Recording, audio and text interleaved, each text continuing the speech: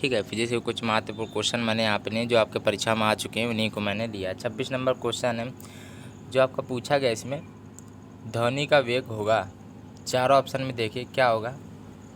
देखिए 26 number question की बात है तो जो ध्वनि का जो वेग है जो सूखी वायु की अपेक्षा नम वायु में अधिक होता है। ठीक है, सूखी वायु की अपेक्षा नम वायु में अधिक होता है। जो ध्वनि का वेग आपका नमी वायु में अधिक होता है, ये भी ध्यान रखिएगा, और सूखी वायु में कम होता है, ये भी ध्यान रखिएगा।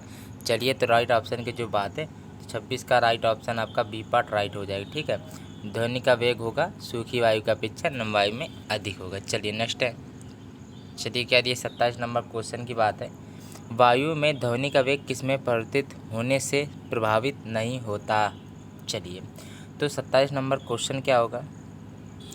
देखिए वायु में ध्वनि का जो वेग है आपका वो वायुमंडलीय दाब होने से प्रभावित नहीं होता है। ठीक है, वायुमंडलीय दाब आपका राइट ऑप्शन हो जाएगा। 26 का जो 27 का सी ऑप्शन आपका राइट है। ठीक है, ये इंपॉर्टेंट क्वेश्चन था। ठीक है, इसको आप पढ़ लीजिए अच्छी तरह। देखिए क्या दिया 28 नंबर क्वेश्चन की बात है। किसी गैस में ध्वनि का जो वेग है निर्भर करता है। चलिए ऐसे होगा। देखिए जो किसी गैस, देखिए क्या लिखा है, किसी गैस में ध्वनि का वेग निर्भर करता है। चारों ऑप्शन को एक बार आप देख लीजिए। देखिए इसका राइट ऑप्शन की बात है।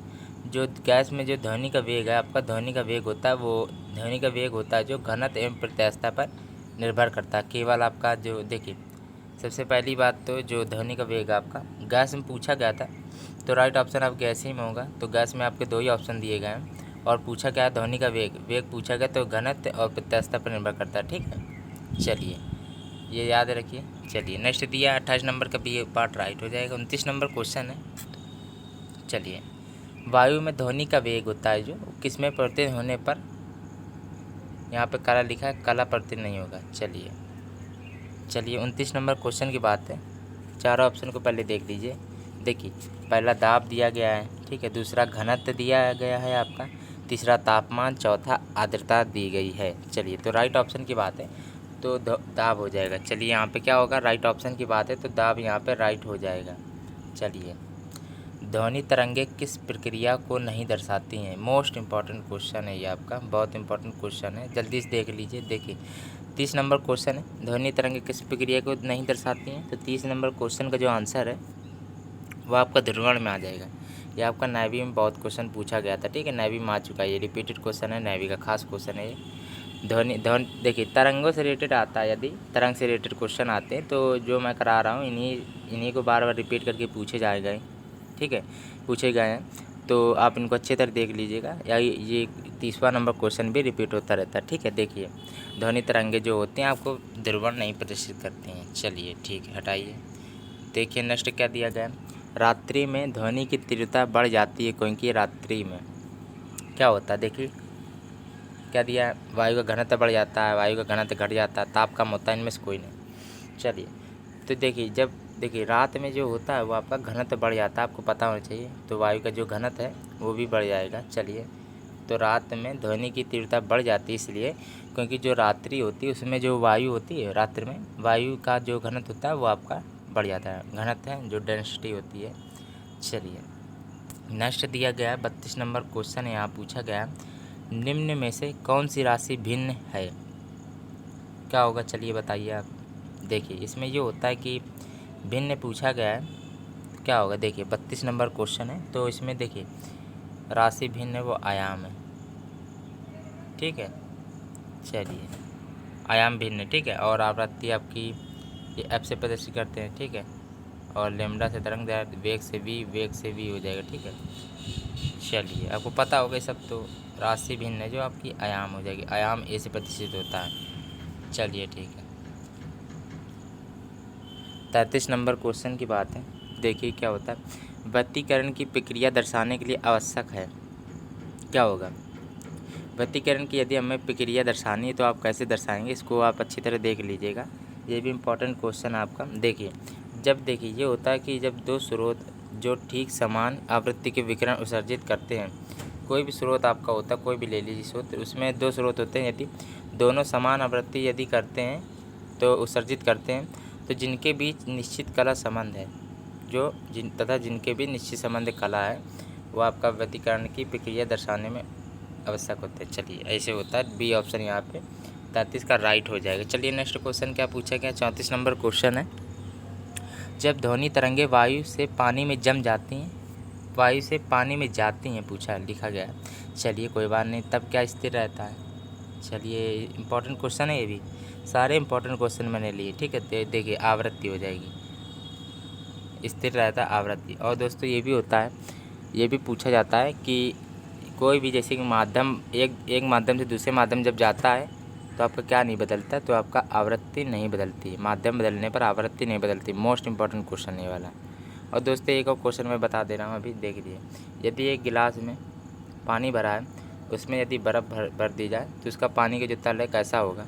तो दोस्तों आप लॉजिक से सोचेंगे तो कहेंगे कि पानी का जो तल है वो बढ़ जाना चाहिए क्योंकि बर्फ़ डाली है। ऐसा नहीं होता, इसको आज याद रखिए। देखिए फिजिक्स की भाषा में ये होता है, जब बर्फ़ आप उसमें डालेंगे तो पानी का जो तल होता है वो आपका वही रहेगा, नो चेंज होगा, रिमेंस नो चेंज, ठीक है। चलिए वही रहेगा, जो पानी का जो आपका तल है वो फिर बर्फ़ डालने पर वही रहता है। चलिए आपको ये पता होना चाहिए, ठीक है। इंपॉर्टेंट क्वेश्चन था, मैंने बता दिया है। बर्फ़ डालेंगे यदि पानी पे तो वो जो पानी का तल होता है वो आपका समान रहता है, बराबर रहता है। चलिए ठीक है, नो चेंज होता है, ठीक है।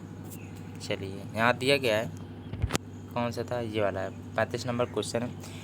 वे तरंगे जिनमें माध्यम के कारण तरंग गति के दिशा के लंबवत कंपन करती हैं कहलाती हैं, क्या होगा लंबवत। यदि लंबवत कंपन पूछा जाता है, चलिए तो बता दीजिए पहले आप एक बार देखिए। जब लंबवत पूछा जाता है तो आपका क्या होता है, ये देखिए अनुप्रस्थ तरंग होता है, ठीक है।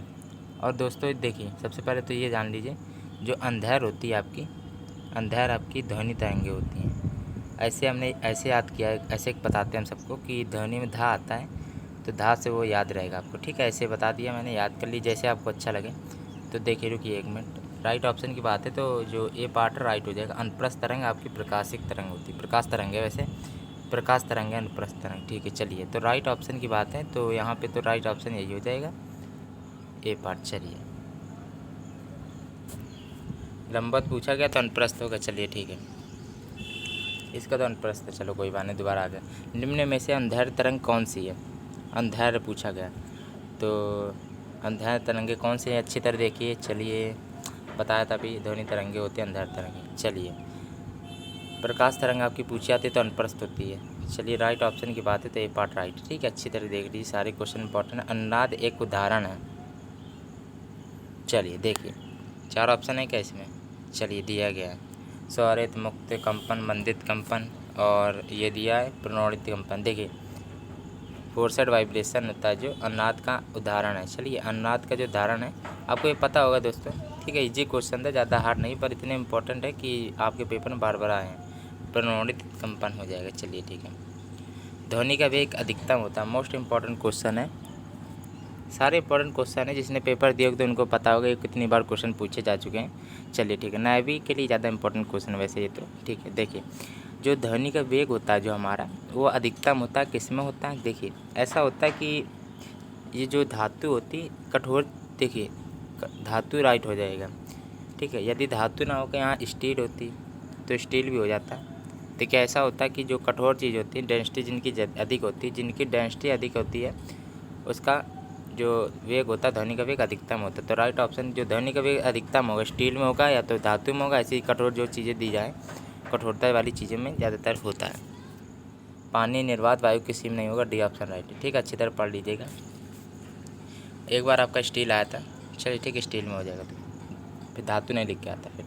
चलिए प्रतिध्वनि सुनाई देगी जब परावर्तक सतह का न्यूनतम दूरी है। चलिए इंपॉर्टेंट क्वेश्चन, 17 मीटर होनी चाहिए। चलिए ठीक है, मीटर में होता है, ध्यान रखिएगा। पेपर में 17 किलोमीटर भी आता है कभी कदार, तो 17 किलोमीटर नहीं होगा, 17 मीटर हो जाएगा, ठीक है। तो राइट ऑप्शन की बात है 39 का जो बी ऑप्शन है राइट हो जाएगा। चलिए अंधेर विकृति संभव है। चलिए अंधेर जो विकृति संभव है, अंधेर जो तरंग है वो किस में संभव है। 40 नंबर क्वेश्चन है। देखिए अंधेर पूछा जाता है तो ठोस में, द्रव में, गैस में, तीनों में होता है। अनुप्रस्थ पूछा है तो केवल ठोस में होता है। चलिए डी पार्ट राइट है। और दोस्तों देखिए यहाँ पे जो राइट ऑप्शन है डी पार्ट राइट हो जाएगा, ठीक है। चलिए यहाँ पे 41 नंबर क्वेश्चन है, विस्पंद परिणाम है। चलिए क्या होगा, देख लीजिए एक बार सभी क्वेश्चन को। चलिए यहाँ पे जो 41 का पूछा गया है, चारों ऑप्शन को देख लीजिए एक बार। तो देखिए, लगभग समान आवृत्ति की दो तरंगों का अध्यारोपण विस्पंद परिणाम होता है। चलिए तो दोस्तों देखिए, यदि आपको मेरा ये वाला वीडियो अच्छा लगा तो प्लीज़ लाइक एंड सब्सक्राइब करना बिल्कुल ना